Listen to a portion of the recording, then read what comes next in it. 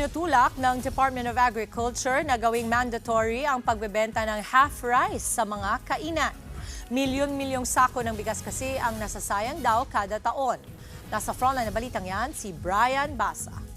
Rice meals ang halos kalahati ng menu ng kainang ito sa Antipolo. Pero sabi ng staff na si Josephine, hindi kailangang malula ng ibang customer. May option naman silang bumili ng half rice. Pabor din daw sa kanilang mga trabahador pag half rice ang ino-order. Iba naman pong mga kumakain dito po is unti na lang po yung natitira, yung iba naman po is wala na po.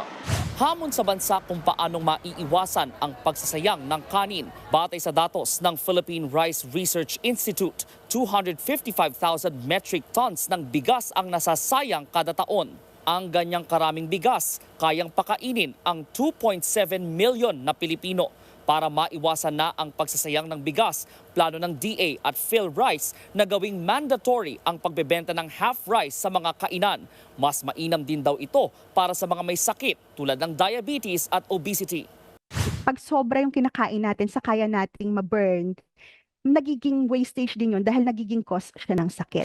Suportado naman daw ni Pangulong Bongbong Marcos ang ideya, lalo't siya ang nagpanukala nito sa Senado noong 2013. Ilang beses na itong sinusubukang buhayin sa Kongreso pero hindi pa rin lumulusot. Gusto talaga namin sana siya na maging national para anywhere you go, you know na dapat ay maka-order ka ng half at dapat ma-half din or close to half yung presyo nun. Habang hindi pa umuusad ang panukala, nakiusap muna sa Pangulo ang PhilRice na gawing mandatory ang half rice option sa lahat ng tanggapan ng gobyerno.